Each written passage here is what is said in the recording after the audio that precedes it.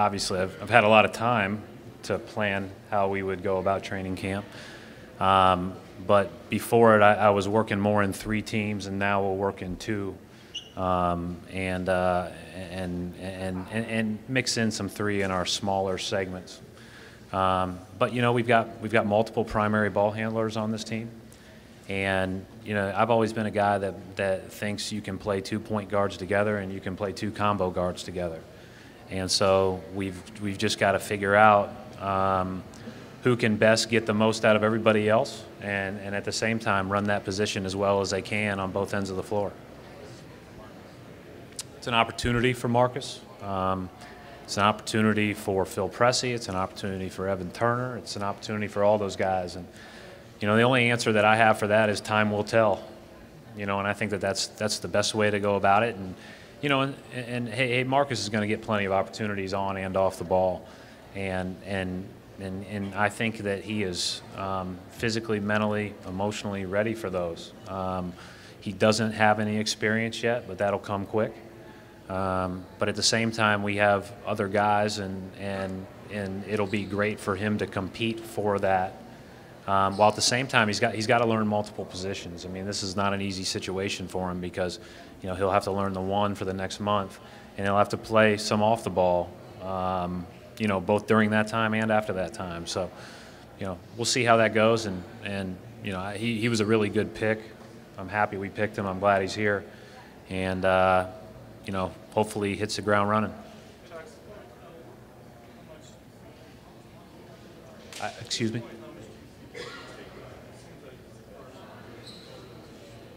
Yeah, so Mark, I'd say that having been with him, you know, we drafted him. We were with him in summer league practices, which he was great. Summer league performance, which he did some things great and needs to improve in other areas. And then been with him in individual work and small group work in the past month or so. You know, I just think he's a very mature guy, and he's going to be able to handle it as well as any 20-year-old would be able to handle it as far as taking things on. He's physically, you know, ahead of the game for that age, and I think mentally and emotionally very, very good, as good as I've been around at that age. So all that being said, he still is a 20-year-old in the NBA. So I think that, you know, that keeps it all in a little bit of perspective. Once Rondo comes back, what am I looking for? I just think he needs to be the best that he can be on both ends of the court, as many minutes through the game as possible. And I know that's extremely vague, but offensively, I think we need for him to lead the way by playing with great pace in the full court and in the half court. And then I think defensively, he needs to be our best detail guy, and he needs to be the guy that, because he knows what's coming. I mean, he knows everything that every other general NBA action he knows inside and out. He's a student of the game, and he's studied it. Now, being able to get the other 4 guys all on the same page and staying on that page is the most important. That's the biggest challenge for anybody, but especially a leader with such a young team. I think we have 2 guys over 30 on our entire roster. I might be wrong on that, but you know, I think he's the 3rd oldest guy on our team. So he has to do all of those details and those little things exceptional because he's being followed.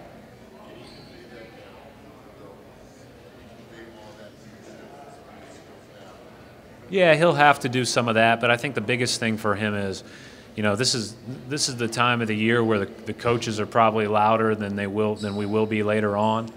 But he'll be able to do that throughout practices and throughout, you know, the early games that he misses in the exhibition season and early into the season. He'll be able to do that stuff. And then I think the most important thing for him in this rehab process will be building habits that he won't get a chance to build in technique work in the next 2 weeks. Like, we need to once he's able to start doing little things, we need to get him up to speed ASAP, because those are not things that you do just right out of the gate. And we saw that a little bit last year. You know, I thought he came back and he did a lot of good things, but at the same time, we were limited to 20 minutes a game. He hadn't practiced hardly at all.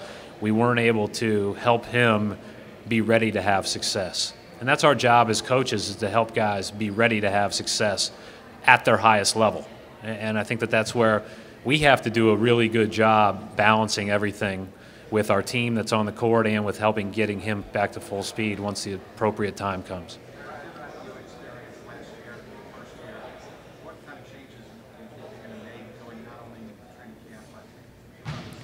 Well, I just want to. I want a more aggressive mindset overall, offensively, defensively, more pressure, more pace, and hopefully do so with greater consistency. I thought at times we did that well. I thought at times we didn't. I felt like the details of the game were average on our team at best last year, and quite frankly, that's not okay. And that's my job, and we need to do a much better job with that to make sure that, every team's got a margin for error. Some teams have a margin for error that's pretty big. Other teams have a margin for error that's pretty small. But you have to manage that with your commitment to doing the little things well. And we've got to do those much better, and we've got to do those as a team. If we can do those with aggression and pace, I'll feel better about ourselves. Well, I think that, if you wrote down the people that you think are the contenders in the NBA right now, you may not have us on there. I think that'd be fair to say that a lot of people would feel that way. And so to make up ground, you have to be great at the little things. You have to be great at being a team. You have to look at it through a different lens than you don't have an all-star here, all-star here, all-star here. You have to look at it as, what can we all do to soar with our strengths to be the best that we can be? And I think that goes, that's on us to continue to convey that message.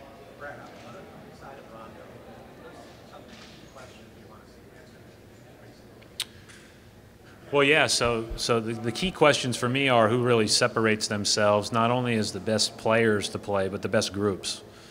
I think we've added very, very solid, good players at a number of positions. When I look at a Tyler Zeller, Marcus Thornton, and Evan Turner, go through the young guys that we've added, I think we've added some guys that can really help. And again, but very much focus on what do they do well and how do we put them in position to succeed and who accentuates that when they're on the court.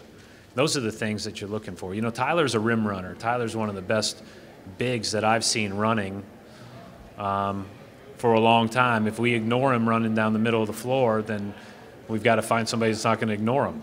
I think that's where we've got to figure out who the best guys are playing together to make our team the best it can be. That's my big picture view right now.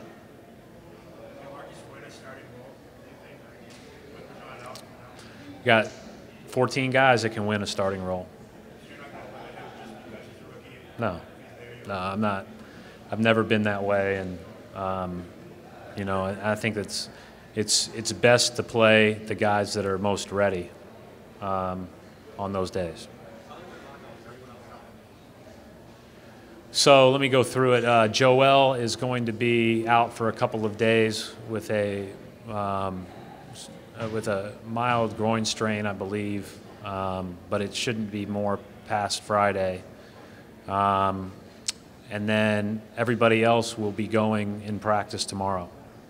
And I think with Gerald and Vitor, we're both monitoring the two practice thing for a couple of days.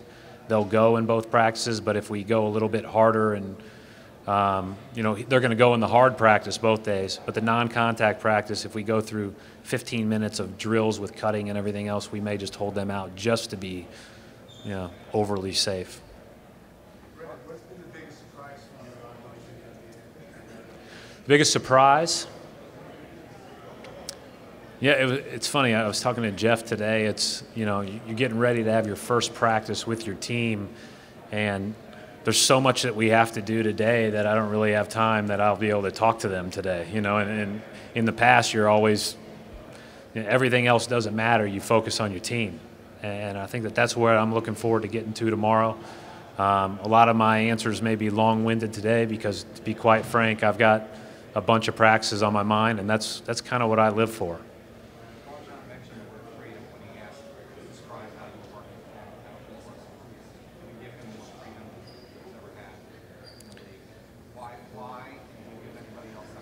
Yeah, I think we need to have our whole team play with that kind of freedom, but it's got to be led by our point guard. It's got to be called by our point guard. You know, I want to give them reads, I want to give them calls, but ultimately I want them to do it. And I think, you know, and we're going to all, probably every team will at some point refer to the beauty of the Spurs playing basketball last year. But as you look at what makes them so good, they run great actions, but there's so many reads and looks that they make off of those, and they're playing basketball. And I think if you look at not only them, but the best teams throughout the years here, you know, a lot of people will refer to that '86 team as a great passing team, a team that always made each other better, always made the right basketball play. There's a fine line. You can't script everything as a coach. And this is a game that's played fast, and the more options you can give on the fly, the better. And I think part of my job as part of the development side of things is to get these guys to be in a position where they can learn, grow, and read and make plays on the fly.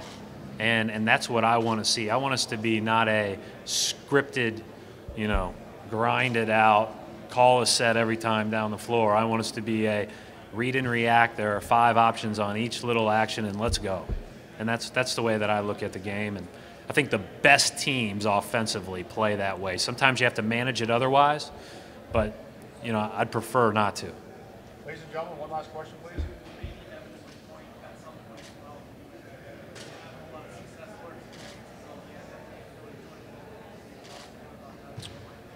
Well, I think the experience would way outdistance the success, because I don't think he played a lot of point.